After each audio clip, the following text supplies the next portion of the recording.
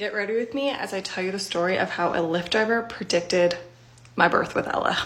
I was about 25 weeks pregnant when I took a trip to Scottsdale, and I was showing, but like you couldn't tell a lot. Well, anyways, I had went to see a friend, and in the meantime, I had also gotten my hair done. So the first weird thing was when he picked me up, I had actually called him from a Mexican restaurant because I left my hair appointment and walked to food. So he didn't know that I got my hair done, but the first thing he did was ask me how my hair appointment was. And I was like, how do you know I just got my hair done? So I'll be honest, that freaked me out. And then part of me was like, should I even get in his car? Like, this is kind of freaking me out. And then I got in the car and I noticed immediately that he was wearing a WWJD bracelet, and then he was playing Caleb on the radio. And I don't know, that just put me at ease. If you don't know what Caleb is, it's like a Christian radio. I grew up listening to it. My mom always had it on. Well, despite my hesitation, I got in the car with him. And he immediately started asking me about my pregnancy. And honestly, like I said, I wasn't showing a ton. So I was kind of like thrown off that he even started talking about my pregnancy. At the time, I knew Ella was a girl, but I hadn't told him yet. And he kept asking, like talking about his daughters. And he's like, oh, being a girl dad is the best. Girls are the best. And I was like, how do you even know that I'm having a girl? He proceeded, this is where it gets crazy.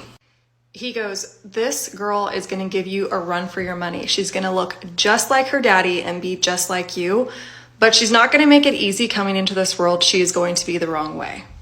And y'all have seen Ella enough to know that she looks exactly like her daddy. And what is so crazy, what she predicted. And then what's so crazy is I like to think that she's like me because she's just super easygoing. She's an empath. Like, I just think her and I have a lot of the same like personality qualities. But that's not even the craziest part. He said she's going to be the wrong way.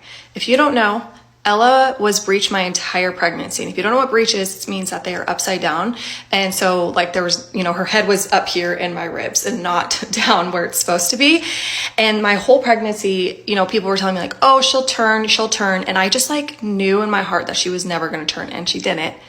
And then when he said that, I got out of the car and I cried.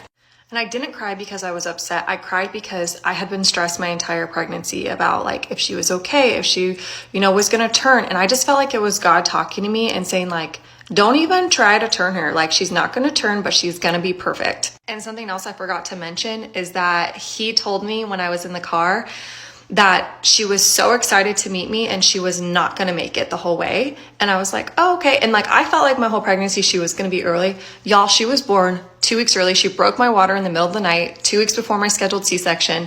And I had to have an emergency C-section because she was still upside down. So crazy.